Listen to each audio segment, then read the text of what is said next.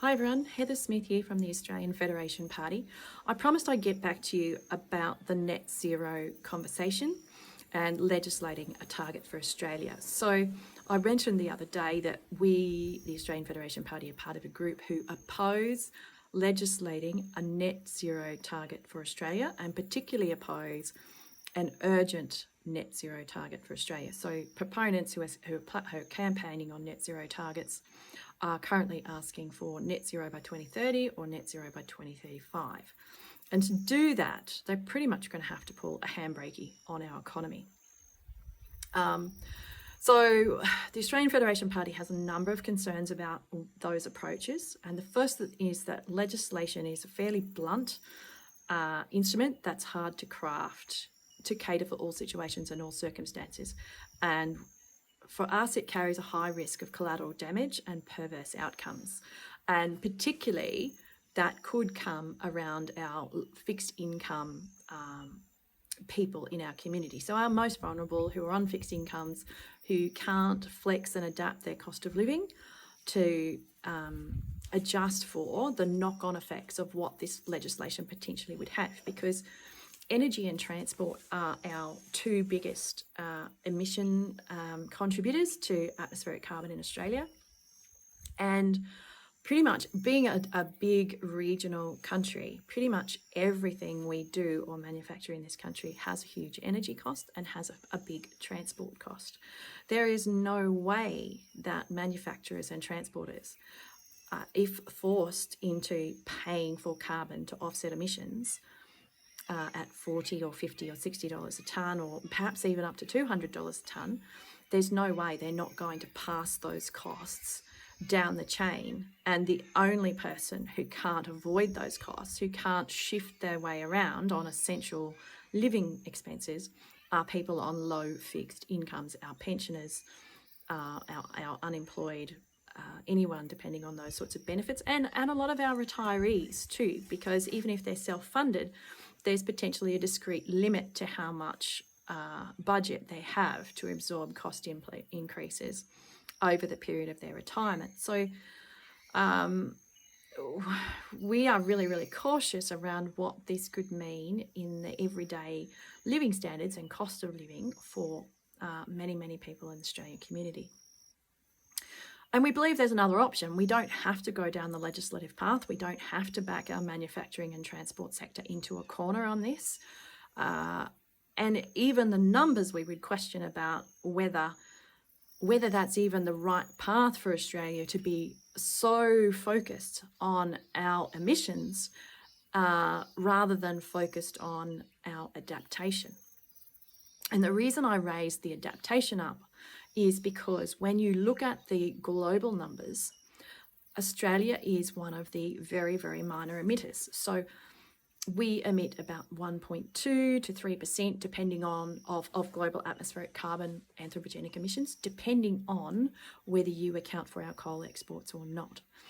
And so, if you account that we have an obligation for our coal exports, it goes up to somewhere between 3 and 5%. I'll let you run with the fact checkers on that.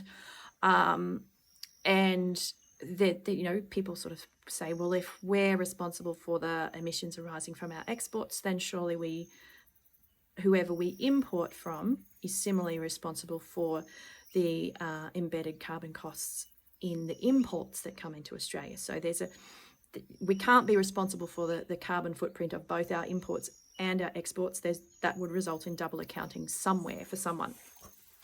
So let's run with 3% and just call it square.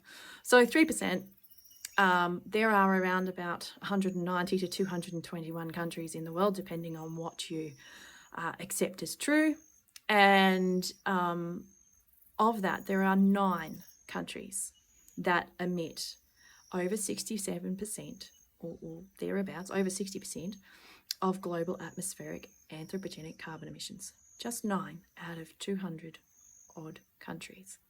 So if those 9 countries fail to take the action that our community leaders are saying is needed, then Australia remains, and everyone else in the world, remains fully exposed to the potential impacts of climate change. So fully exposed to the increasing violent storms and those things, fully exposed to the increasing absence or excess of rain events, fully exposed to the volatility in temperatures, particularly heat waves.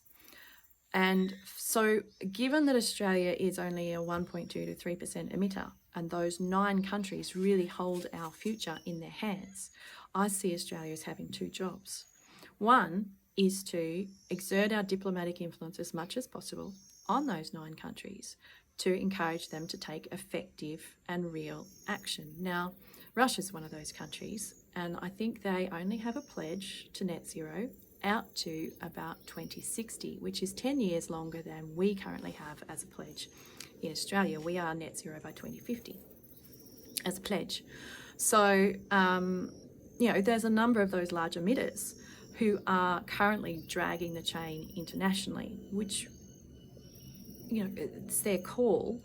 But what I'm saying is no matter what we do here in Australia with our own legislation or our own targets and frameworks, we can't appreciably change the trajectory of carbon emissions or the resulting climatic shifts. So we must prepare. We must invest in preparation.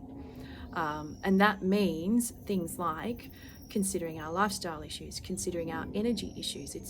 Some of you will recall Melbourne struggling with heat wave conditions and asking people to conserve their electricity because Melbourne didn't have the base load power to deal with the heat wave conditions and everyone using their air conditioners, etc., through that period.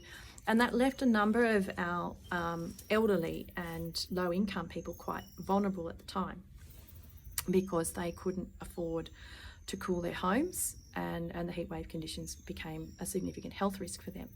So we need to address those kind of outcomes. We need better disaster preparedness. We need better disaster response. We need better communications in our disaster teams.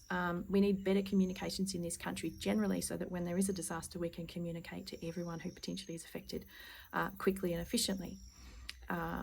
We need some innovation in our building and our planning. We need to make sure our water security is on point. Because if we're running into bigger dry spells, and I will point out to you that there is an ice age record that correlates with a number of other scientific records that suggest the northern rivers or the northern, this area of Australia, this northeastern New South Wales area of Australia, some 400 years ago was exposed to a 35-year drought. Now, there is nothing in any of our infrastructure, water, food, security, anything systems that would be capable of handling a 35-year drought. So irrespective of the cause of it, the truth is we are not adapted to severe conditions. We have not prepared for it. We're not set up, and that's where we would prefer our investment to be. Thanks very much. Bye.